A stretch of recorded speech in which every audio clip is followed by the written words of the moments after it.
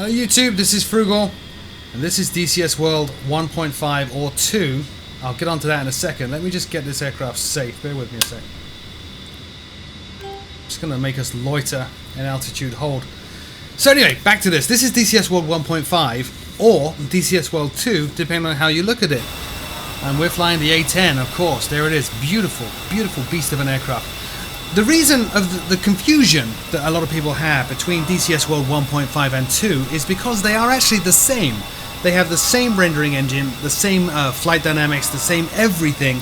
The only difference between DCS World 2 is that DCS World 2 supports a new map format, and the first map to be made available, not even released yet, kind of made available in open alpha, is the Nevada test range, which was actually promised way back when this aircraft, the A-10, was in beta. It was kind of a bonus extra if you pre-ordered or got on the beta of the A-10C. So as of today, DCS World 2 Open Alpha is available, which means if you have access to the Nevada test range or you're willing to go on early access, buy it, you'll get DCS World 2 with that new map format. For the rest of us, or for anybody else, I actually do have it, but it's downloading, which is why I couldn't do a video on it right now. But for everybody else, DCS World 1.5 is exactly the same as DCS World 2 Open Alpha. The only difference is that map format. Anyway, I've not done any videos on Frugal Sim with the A-10, and the A-10C is probably one of my favorite military aircraft. In fact, I like this aircraft so much that when the A-10 was announced way back in 2011 or 2010, and then Thrustmaster followed it up with the release of the Thrustmaster HOTAS Warthog, which is a replica throttle quadrant and joystick from the A-10C for this sim. I rushed out and I ordered the HOTAS Warthog, which is what I'm flying with today. It's about $400 or $500. It's crazy expensive and crazy high quality and good. Everybody raves about it. It's probably one of the best joystick sets you can get. I would dispute that. It's quite heavy.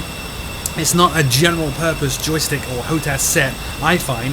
Like for flying helicopters, I actually prefer the X-55 from Cytec, but it is undeniably an extremely high quality piece of kit. Anyway, what I thought we would do in this little mission, my first look at DCS World 2 or 1.5, whatever you want to call it, was just fly a simple mission and try to get a little bit back in the groove of flying the A-10. In this mission, there are two target groups very close to us, and they are protected by a ZSU or ZSU Shilka. The Shilka is an armored anti-aircraft vehicle, Russian, Soviet, whatever. We're going to have to destroy that first before we run on the other two targets, so I'm going to try to use something called mark points. With mark points, excuse me, you can point all the sensors at a point on the ground and then set a mark point for that place that you just targeted. You can set a number of these, and then you can very quickly cycle through mark points and move your weapons onto each target. So we're going to set up 3 mark points, one for the Shilka and then one each for 2 armored APCs. When they're all gone, then we'll run in on, there are 2 light trucks down there. We're going to take those out just with cannons, with the iconic GAU 88 gun there, also known as the fart gun, on the nose of the A-10C. So let's get back in the cockpit. Whoops, I've lost my keys because I'm using 2 computers here right now. There we go. Obviously I'm using Track IR, and what we're going to do is set this aircraft up before we do anything else. Look at the lighting, by the way. 7 o'clock in the morning, nice long shadows, very dramatic. Okay, down here on the left page, left screen, we're going to bring up the stat page. I'm going to set the slew speed for my weapons to 1, which is a bit faster than normal and smoother. I just like it. Dismas, or Digital Stores Management System, we're going to choose AGM 65Hs. We've got 2 of those, and then 2 65Ds, but they're all selected.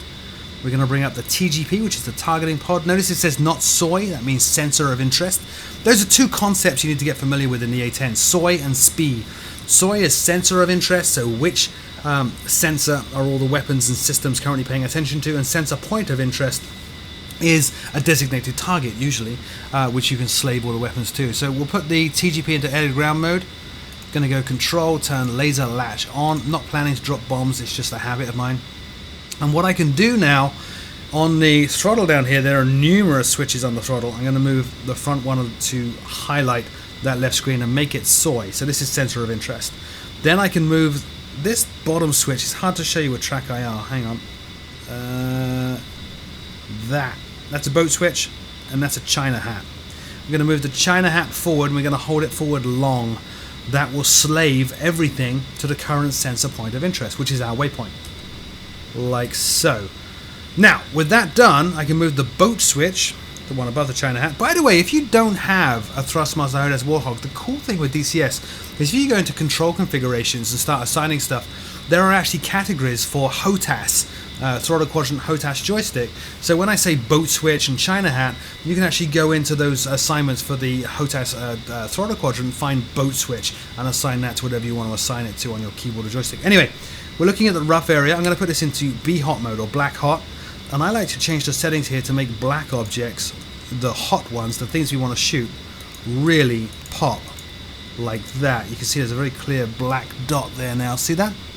Let's change the field of view, get a little bit closer. There it is. Looks like a target to me. Zoom in. That's the Shilka.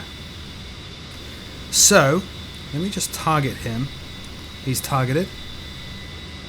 Like so. We're going to put the navigation mode down here into mark mode, like I said.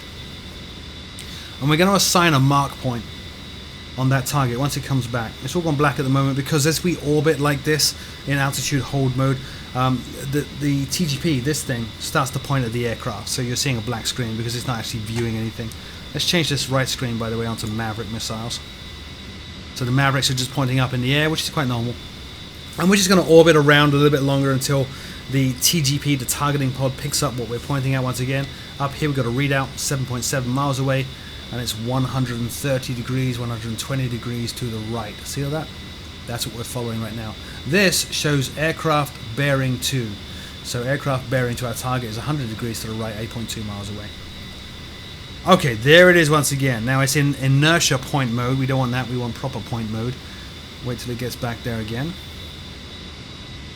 It's in inertia because it's kind of looking at a weird angle right now, not pointing directly at the target. As we turn around, that it will change to area or point.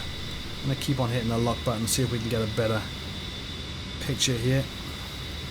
I'm going to slew that up a touch as well, just get a better lock right in the center of that Shilka. Now they're out of range right now, which is why we're quite safe to be loitering like this. And the way we loiter is we trim the aircraft for straight and level. There's area, there's point. Okay, let's set a mark point up. Let's see if we got that mark point. We do. Mark A just got set. You see that? So we've set the first mark point. So we trim the aircraft straight and level, and then put it in a bank, and then down here on the throttle quadrant, this switch, push that down to Alt and engage the autopilot. That's how we're doing this loiter here. Anyway, let's change to a not so focused field of view. We'll zoom out. There are 2 armored personnel carriers we want to get. Black hot mode. See those dots? Zoom in. Let's really zoom in. There's one of them. Let's try to get him. Point. And we'll set a mark on him. So we should have 2 mark points now, which we did. We'll change the field of view once again. Zoom all the way out. Let's find the other collection. They're probably to the left of the Shilka. Yep, there's 3 dots up there. Let's put it roughly there. Narrow field of view. Zoom in. There's the APC once again. Right about, oh, lost it. Gonna have to wait till we orbit. It's gonna be right about there, and then we'll set that up and set mark point C. Now, with this soy and SPI, what I'm currently doing, I've got a sensor of interest as the TGP. I'm marking these targets, I'm actually hooking them, and then making them sensor point of interest, SPI. And once I've done all this with the 3 mark points, then I can say that the sensor point of interest is actually the mark points. And then I can just point all the weapons. It's called slewing. I can slew all the weapons to the center point of interest.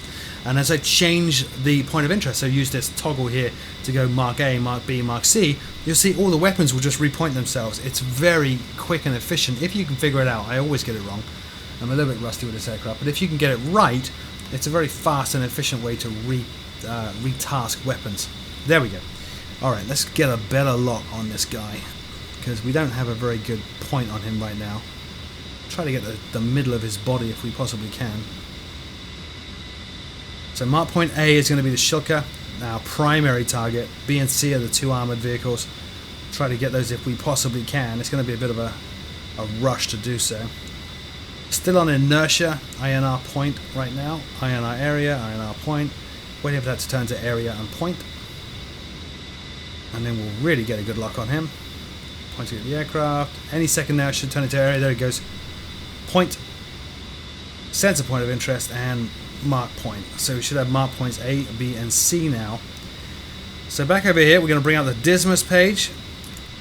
we're going to go over here to the Maverick page, which we're already on, and I'm going to press a little switch on the joystick called the TMS switch.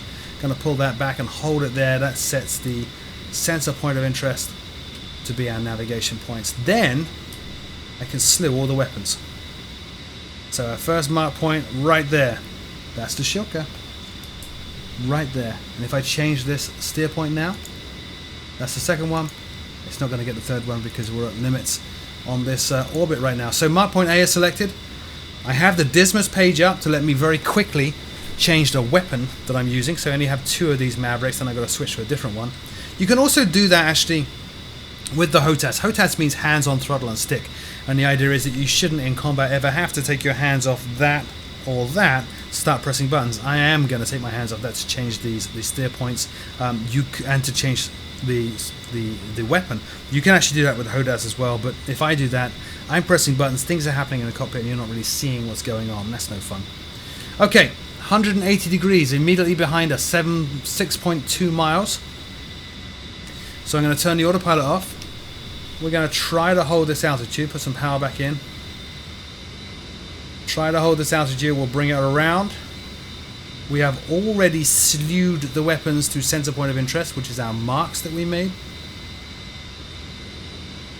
110 degrees to the right, 7.6 miles. And hopefully, if all goes well, we'll get some good shots on these targets. 30 degrees, 20 degrees, 10 degrees, 0 degrees. There he is. Let's square up on him. I'm going to lock or try. Come on. Looking at the right hand display down there. See the crosshairs are on that Shilka. I'm going to try and lock him.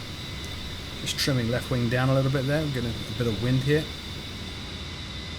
5.3 miles. Getting very close. Very, very close indeed. Please lock. Come on. Lock, lock, lock, lock, lock. Keeping hitting that lock button. See if we can get that lock to take 3.6 miles. Very close. Waiting for those crosshairs to just pinch in on the target, which means Maverick has got a good lock. There. Rifle. Next steer point, which is over here on the right hand side. Let's see if we get a lock. We got the lock. Rifle. We'll change to the third type of Maverick. We'll change that steer point back up. Anti-air just turned on.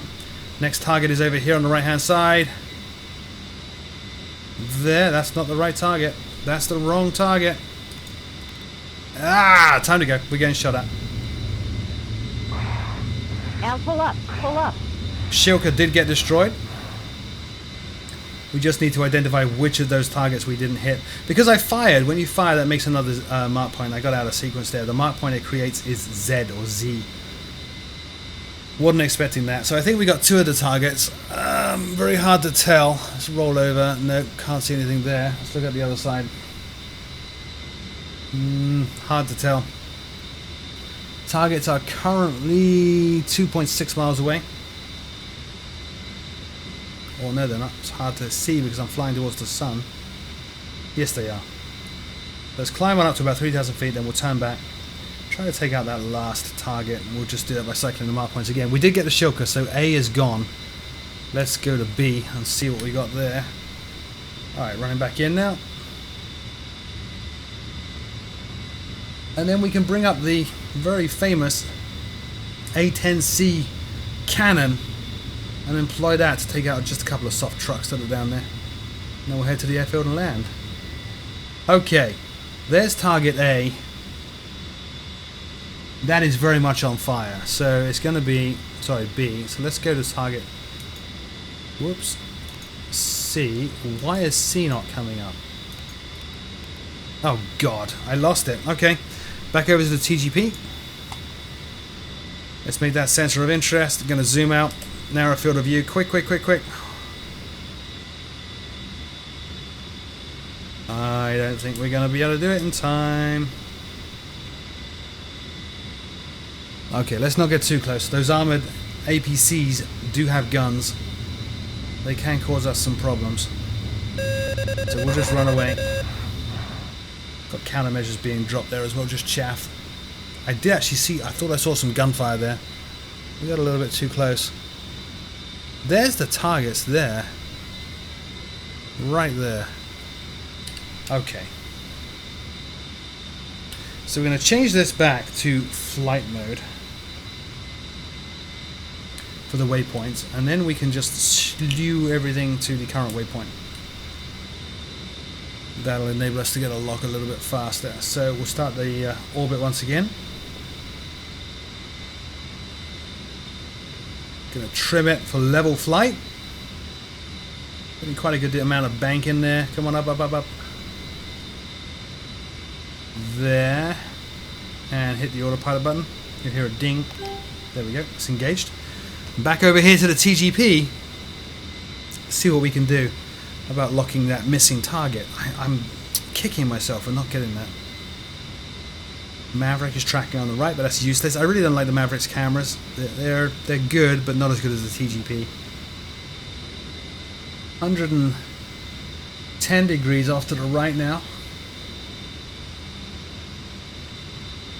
Just over there. Targeting pod still looking at portions of aircraft. Excuse me again. Actually, I can't even see the smoke from the targets I hit now. Okay, here we go. So that got hit. These ones didn't. That's what we're missing. We need to find the armored personnel carrier, which is him. Okay, hook him as soon as we can. Then we make him sensor point of interest. Come on. Still in the autopilot mode, so we can just focus on those screens. That's a really good shot, right on the side. And from this angle, we might actually be able to do a single run in with guns and everything else. Oh!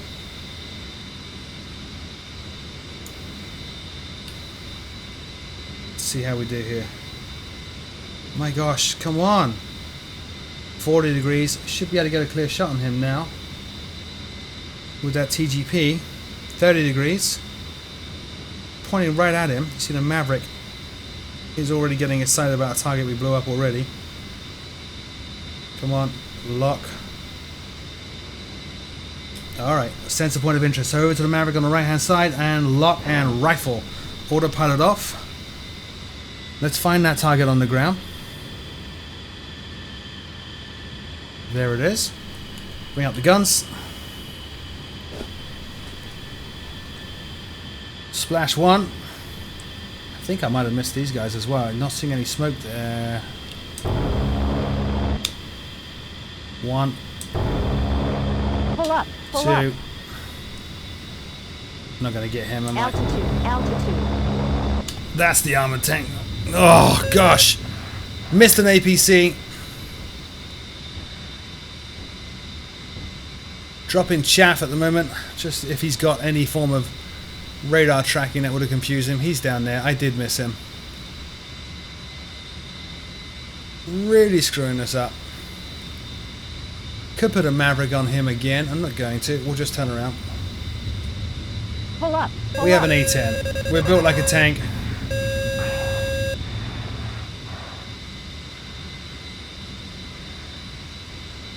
Come on, stable, stable. Pull up. Pull up. Altitude. Altitude. He should be down now. And then we just have two more targets here, which are just soft trucks. Pull up. Pull up. West group's destroyed. Whew. So just soft trucks now. I'm not sure how much ammunition we got left. Probably not a lot. Yeah, not very much at all. But we'll try. We'll try to take out those last two trucks. And then we'll head for home base and land. So overall, what do I think? You know, it's still early days. DCS 1.5 is beta. DCS 2 is open alpha. It's not finished, but I'm loving it. The new graphical effects are fantastic. The new anti-aliasing is fantastic. The smoothness, the frame rates is fantastic. And it's free. You can't really argue with the price, can you? It's completely free. Go get it. Really. And then if you want to get into the aircraft in DCS, get the A10. It's study level. It's awesome. There's nothing to dislike about it. And it's got a large gun on the front, which sounds like a fart. Pull up. Pull up. I think I got him. I'm not going to get the last truck. I don't know where he is. We're going to head for home. So back up here, waypoint 4. And away we go. Not a bad mission. Oh, he went boom. We did miss one of the targets, but that's okay. I'm not going to spend any more time worrying about that too much. Where are we at? Let's turn around. Let's go home. And so what I will do now... There we go. 15 miles, 40 degrees. That's where we're going to now. You can see it on the TGP. That's home. Now in this current build, I'm having problems with the radio, so I'm not going to be able to request permission to land or anything. We are just going to land. And it is that way. So let's just get the aircraft nice and level, and we will go altitude and heading hold this time. Trim it, trim it, trim it, and engage the autopilot now. There we go. And we will turn off the gun pack, we'll turn off the laser, turn off TGP, we'll turn our lights back on. They were all off because of fencing in. And I think we're all set. We don't have any warnings up. Everything's looking really quite lovely. Let's turn the TAD back on over here, and you can see where we're heading to. This is all simulated as well. If you've never seen the A10, there's a huge section in the manual all on managing the TAD system and Dismas. Everything is simulated, including some really funky modes on the Digital Stores Management System, Dismas, which can really confuse the aircraft, as well as some bugs and quirks which you can currently get, sometimes get, where the aircraft doesn't believe it's loaded with any weaponry or anything like that. It's pretty cool. It truly is study level. Every bit as complex as, say, a PMDG 737, if that's your thing. Let's go outside and take a look at this beautiful aircraft flying by. There she is. Loving the lighting effect in DCS World 1.5 and 2. Look at that, and beautiful shadows on the ground from those trees. That's another change as well. If you're into helicopters, and a lot of you know I am, the trees are now collidable. You can actually smash into them. You used to be able to hide behind them in the previous sim, but they wouldn't kill you if you hit them. Now they will, which is good.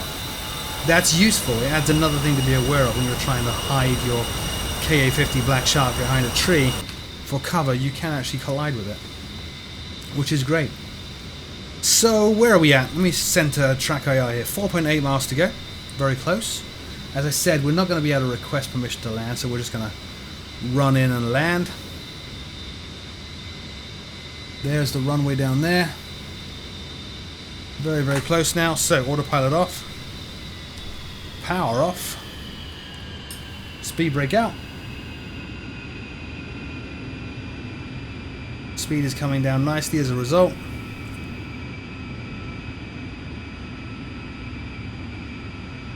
Just turning around onto finals now. Very short final. We're a combat aircraft. We don't need a 10-mile approach. Alright, first stage of flaps. And we will get geared down now. Final stage of flaps. Altitude, altitude. Altitude, altitude. Speed brake can go in. Let's see what we can do about landing.